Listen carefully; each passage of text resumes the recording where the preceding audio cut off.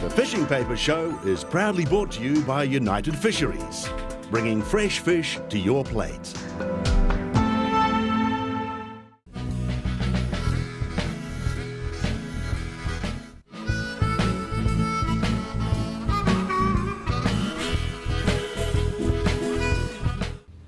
We've looked at various techniques on how to get the best out of a sounder.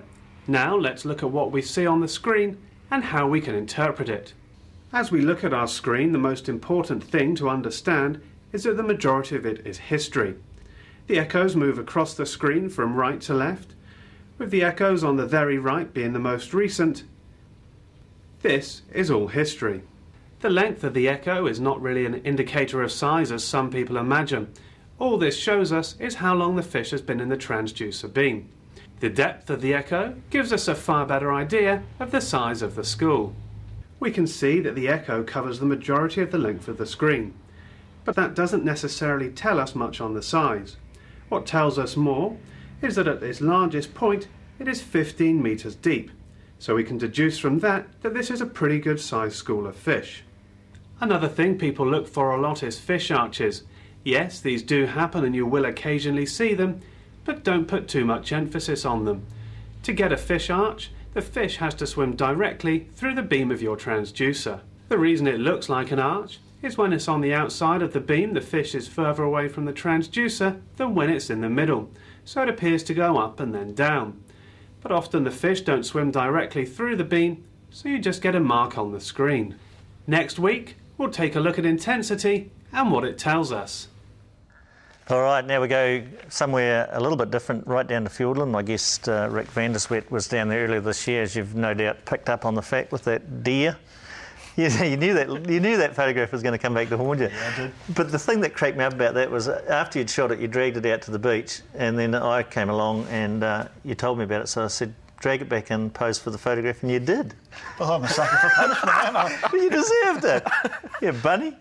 But Fiordland's a place that's dear to your heart. You've been down there a few times. What is it about Fiordland that attracts you down there? Oh, it's one of those last wilderness areas that's really untouched, and it's really good just to go down and enjoy yourself and get out there. It's a place not many people get to go to in their lifetimes. Being untouched, people would assume that the fishing down there is pretty sublime. Is that the case? Yes, it is. Yeah. It's still great. The fishing's really good down there. Catch all sorts sorts So. Yeah. We've got a couple of photographs here of some fish that you've taken. Now, this one's a double-header with blue nose. Blue nose are a deep water species. So, talk us through what a typical blue nose fish involves. Well, we're fishing deep on the top of the ledge of a reef. Down at about 350 to 400 metres, so they're quite a long way down. Yeah. Very heavy sinkers to get down there, circle hooks, so we sort of ensure we catch them. But yeah, it's fairly hard work when you're out there fishing, and sometimes you're in a 4 or 5 metre swell trying to do it. Oh, indeed. And groper's another species that yep. Down there. We've got a photograph of some groper taken down there. That's who's yep. that? That's Stuart. Stuart. Yeah. Yeah. So that looks like a pretty hefty sized groper. I mean, are they all big fish down there? Oh, no, you can get a bit of a mixture. You can get some smaller ones, yeah. But you get quite a lot of bigger ones, and especially in that sort of 40 to 60 pound bracket. Yeah. Yeah. So to you, what's the highlight of the whole trip? You're down there for what, 5 or 6 days at a time? Oh, the diving, really. Yeah. Yeah, getting down and having a look for a crayfish and stuff, just the clarity of the water. Yeah, and getting off and having a hunt around. Yeah, so. I had to go at the crayfish. I came out of retirement after 10... What are you laughing for? Oh, you were looking pretty buggered when you got out of the water. After 10 years, I came out of retirement and they picked me up in the Zodiac, did a perfect impersonation of a dead seal. Yeah, it would have been all right if you weren't laying on me while you were doing it. Yeah, a bit of camaraderie down there. It's a very friendly trip. As well as the fishing and diving, it's a whole package, though, isn't it? You get a bit of hunting as well. Yeah, a bit of hunting, fishing, diving. Yeah, it's a great trip. Yeah. We enjoy it, go for about a week. Yeah. At a time. So who do you go with? You go with the same charter operation every year? Yeah, we do. Go with Marlborough Charters, which is Tom Fishburn. He's a bit of a legend in his own lunchbox, really, isn't he? Oh, he is. Good value. Yeah. Bit of a crusty old sea fella. Oh, he is, really. I hope he's not watching this. Yeah, so do I. Because you agreed, you said it. Oh, well, no, you said it, I just agreed. Well, I was taking your lead, because I thought that's where you were going to go. But he's a very good charter operator, actually, isn't he? Yeah, he's very good. Fantastic trip. Yep. Yeah, up and down, done the tuna fishing off the west coast and all of them. So yeah. All right, so if you get the urge to go to Fiordland, check out Marlborough Charters. It really is a trip that you want to go on. Tom Fishburne on Legacy, fantastic. Now, Daniel went fishing, caught a snapper, and he caught something else. Check this out.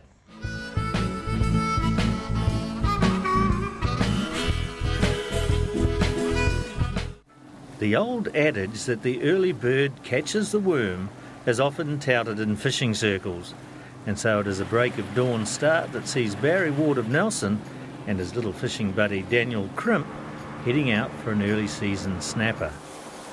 A full moon is not a good sign and suggests the fishing could be hard, but it's a case of anchoring near the boulder bank, laying a burley trail and waiting for the fish to arrive.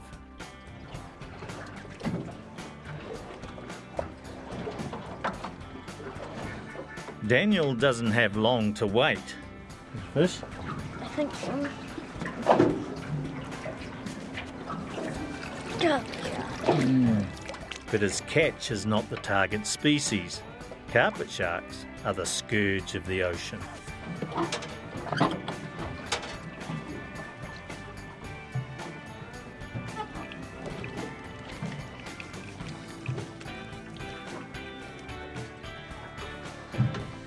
When Barry hooks into a mean-fighting cook-straight sailfish, Daniel is quick to quip that it's just another barracuda.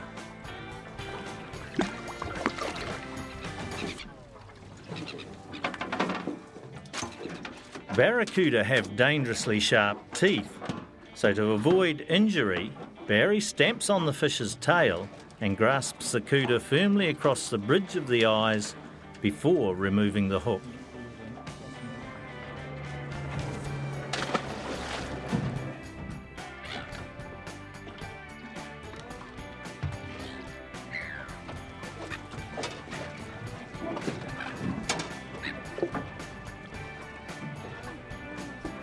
Snapper often move in with the tide, and Barry likes to have a variety of bait on hand to tempt these finicky feeders.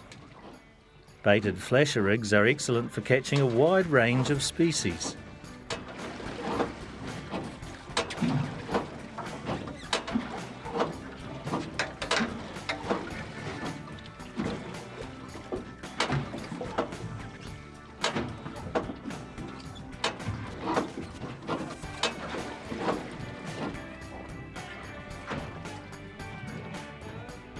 It's a waiting game, and Barry's patience is soon rewarded with a wee trevally.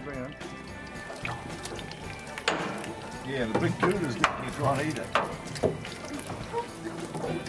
Oh, one on the other side. While young Daniel nails a baby snapper.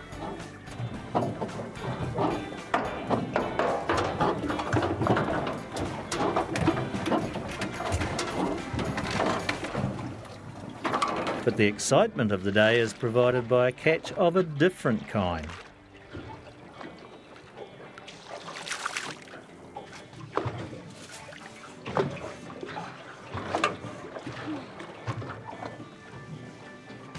Right when he was going. It's after you then.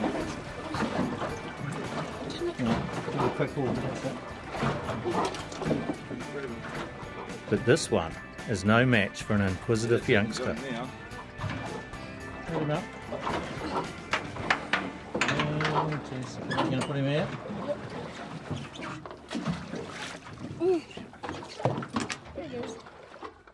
You wouldn't believe this, but when we're actually filming that, we caught 2 octopus, so it really was a case of octopussy. Now, coming up after the break, Cooking with Crimpy goes all Mediterranean, and we deal to that Brunner bully.